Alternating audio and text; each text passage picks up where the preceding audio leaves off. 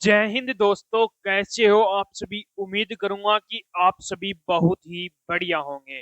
तो आज के इस वीडियो में हम बात करने वाले हैं एमपी महिला पर्यवेक्षक भर्ती 2025। काफी बच्चे वेट कर रहे थे कि सर इसका जो रिजल्ट है वो कब तक है आने वाला है। तो रिजल्ट है वो आपका बहुत जल्दी जारी होगा। और एक और बच्चों का डाउट था कि इसके अंदर पदों पर वृद्धि होगी, 450 पद इसके अंदर है बढ़ने वाले हैं। क्या इसके अंदर वेटिंग लिस्ट आएगी उन 450 पदों पर या नहीं आएगी, उसके बारे में हम कंप्लीट बात करने वाले हैं। नॉर्मलाइजेशन में हमें कितने मार्क्स तक का फायदा देखने को मिलने वाला है, कौन सी शिफ्ट आपकी हार्ड है, कौन सी मीडियम है, इस पर भी बातें करने वाले हैं। उसके बाद में एक सटीक कट ऑफ भी मैं इसके अंदर बताने वाला हूं। इतने मार्क्स यदि आपके बन रहे हैं तो आप अपने जल्द से जल्द डॉक्यूमेंट तैयार करवा लो। तो पूरी डिटेल से बात करेंगे, तो वीडियो में लास्ट तक जरूर बने रहना। बीच में वीडियो को स्किप मत करना, वीडियो को लास्ट तक बने रहोगे तो सारे हर एक डाउट आपके क्लियर करने वाला हूं। तो उम्मीद करूंगा कि आपको ये हमारा वीडियो पसंद आ रहा होगा। तो एक बार उन बच्चों के पास भी शेयर जरूर करना जिनको एमपी महिला पर्यवेक्षक भर्ती 2025 का एग्जाम दिया है। और जो बच्चे नए जुड़े हैं वो एक बार चैनल को सब्सक्राइब जरूर कर लेना, जिन्होंने जितनी भी भर्तियों की अपडेट है वो सबसे पहले आपको मिलती रहे। तो सबसे पहले मैं यहाँ पर बात कर लेता हूँ, रिजल्ट है वो आपका कब तक जारी होगा। तो सबसे पहले मैं यहाँ पर बता दूं कि आपका एग्जाम कब हुआ था। आपका एग्जाम हुआ था 7 मार्च से लेकर आपका 13 अप्रैल तक एग्जाम कंडक्ट हुआ था।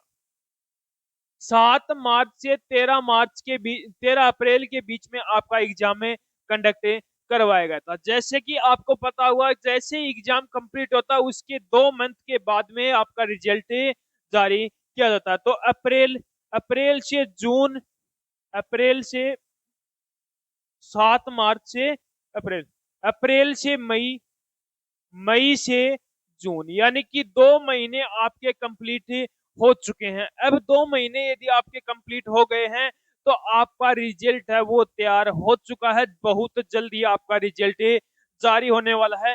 15 जून के बाद में आपका रिजल्ट है वो कभी भी जारी हो सकता है। तो ऐसे मान के चलो कि आप 20 जून तक आपका जो रिजल्ट है वो जारी हो जाएगा। 20 जून तक आपका रिजल्ट है वो जारी हो जाएगा। यदि आपके इतने मार्क्स बन रहे हैं तो आप अपने डॉक्यूमेंट तैयार करवा लो।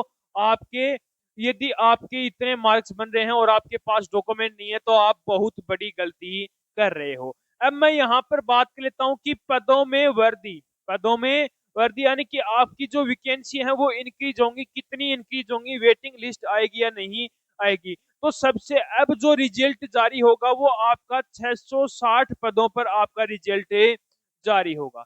660 पदों पर रिजल्ट जारी होगा। 660 पदों के लिए कैंडिडेट बुलाए जाएंगे। उसके बाद में जो वेटिंग लिस्ट जारी होगी वो 450 पदों पर आपकी क्या होने वाली है, वेटिंग लिस्ट जारी होगी। वेटिंग लिस्ट जारी होगी। उसके बाद में जो आपके 660 पदों पर जो आपके कैंडिडेट बुलाएंगे उससे नीचे मार्क्स वाले कैंडिडेट होंगे, उनको 450 पदों के लिए बुलाए जाएंगे। तो आपकी वैकेंसी इंक्रीज 100% होंगी। 450 आपके पद इंक्रीज होने वाले हैं। अब मैं यहाँ पर बात कर लेता हूँ कि नॉर्मलाइजेशन में हमें किस शिफ्ट में फायदा देखने को मिलेगा, कितने मार्क्स तक का फायदा देखने को मिलने वाला है। तो सबसे पहले मैं यहाँ पर हार्ड शिफ्ट की यदि मैं बात करूं तो हार्ड शिफ्ट के अंदर सबसे पहली जो हार्ड शिफ्ट है वो 20 मार्च की फर्स्ट शिफ्ट है। दूसरी है वो 22 मार्च की सेकंड शिफ्ट, 24 मार्च की सेकंड शिफ्ट, 5 अप्रैल की फर्स्ट शिफ्ट, 29 मार्च की फर्स्ट शिफ्ट, 2 अप्रैल की सेकंड शिफ्ट, 25 मार्च की सेकंड शिफ्ट, 27 मार्च की सेकंड, 3 अप्रैल की फर्स्ट, 10 मार्च की फर्स्ट, 12 मार्च की फर्स्ट और सेकंड और 18 मार्च की फर्स्ट शिफ्ट। ये शिफ्ट आपकी क्या है, हार्ड शिफ्ट है। इन शिफ्टों के अंदर यदि किसी भी कैंडिडेट ने एग्जाम दिया है तो उस कैंडिडेट को लगभग लगभग आपको 7 से 10 मार्क्स तक का आपको फायदा देखने को मिलने वाला। लगभग मिनिमम 7 मार्क्स और मैक्सिमम आपको 10 मार्क्स तक का फायदा यहाँ पर देखने को मिलेगा। ये होगी आपकी हार्ड शिफ्ट। अब मैं बात कर लेता हूँ जो मीडियम शिफ्ट कौन सी है आपकी।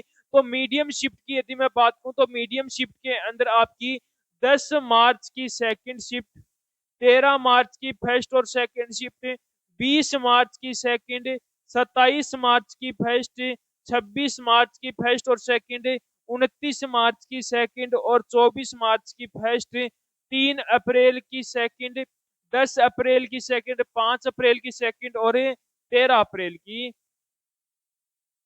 13 अप्रैल की सेकंड शिफ्ट। यदि इन शिफ्टों के अंदर जिस भी कैंडिडेट ने एग्जाम दिया है तो उस कैंडिडेट को भी लगभग लगभग 4 से 6 मार्क्स तक का फायदा देखने को मिलेगा। यानी कि मिनिमम 4 मार्क्स और मैक्सिमम 6 मार्क्स तक का आपको यहाँ पर फायदा देखने को मिलने वाला है। तो यहाँ पर आपका रिजल्ट का जो डाउट था वो क्लियर हो गया। पदों में वृद्धि कितनी होने वाली है और नॉर्मलाइजेशन में कितना फायदा देखने को मिलेगा। अब मैं यहाँ पर बात कर लेता हूँ जो एक आपकी सटीक कट ऑफ है क्या रहने वाली है, और जो आपके डॉक्यूमेंट हैं कौन कौन से डॉक्यूमेंट आपको तैयार करवाने उस पर मैं बात करता हूँ। कट ऑफ के अंदर यदि मैं बात करूं सबसे पहले महिला कार्यकर्ता की, तो महिला कार्यकर्ता के अंदर यूआर कैंडिडेट की यदि मैं बात करूं तो जिस भी कैंडिडेट के 160 से 162 के बीच में मार्क्स बन रहे हैं तो वो कैंडिडेट क्या है यहाँ पर सेफ है रहने वाला है। ओबीसी के अंदर 156 से 159 के बीच में मार्क्स हैं तो आप भी कैंडिडेट क्या रहोगे सेफ रहने वाले। ईडब्ल्यूएस कैटेगरी की बात करूं तो ईडब्ल्यूएस के अंदर 153 से 156 के बीच में मार्क्स हैं तो आप भी सेफ रहने वाले हो। एससी की बात करूं तो एससी के अंदर 148 से 150 के बीच में है तो वो कैंडिडेट भी सेफ रहने वाला। एसटी की बात करूं तो एसटी के अंदर 143 से 147 के बीच में मार्क्स हैं तो आप भी कैंडिडेट सेफ रहने वाले। ये आपकी महिला कार्यकर्ता की कट ऑफ होगी। अब हम बात कर लेते हैं जो महिला पुरुष की जो खुली भर्ती थी उसकी कट ऑफ की। तो यूआर कैंडिडेट की बात करूं तो 163 से 166 के बीच में कैंडिडेट के मार्क्स हैं तो वो कैंडिडेट क्या है सेफ रहने वाला है।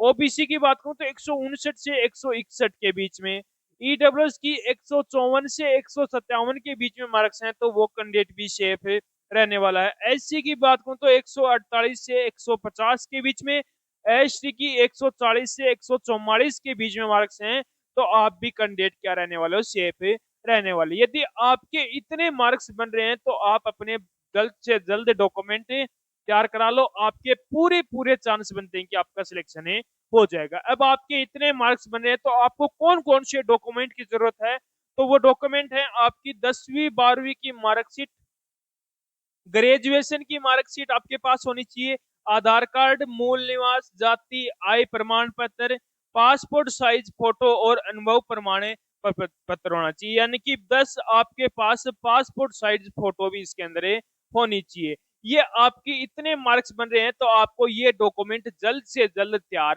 करवा लो। आपके पास का मान लो आपका नाम आ गया मेरिट लिस्ट के अंदर और आपके पास डॉक्यूमेंट नहीं है तो आप बहुत बड़ी गलती कर रहे हो। तो अभी अपने जल्द से जल्द डॉक्यूमेंट तैयार करवा लो। इतने मार्क्स बन रहे तो आप अपने जल्द से जल्द डॉक्यूमेंट तैयार करवा लो। अब मुझे आप एक बार कमेंट करके जरूर बताना कि आपके कितने मार्क्स बन रहे हैं और आपने कौन सी शिफ्ट के अंदर एग्जाम दिया, तो उसका मैं रिप्लाई आपको बहुत जल्द ही करने वाला हूं। तो उम्मीद करूंगा कि आपको हमारा ये वीडियो पसंद आया होगा। तो एक बार लाइक शेयर सब्सक्राइब जरूर करना और कमेंट करके एक बार जरूर बताना कि आपको हमारा वीडियो कैसा लगा।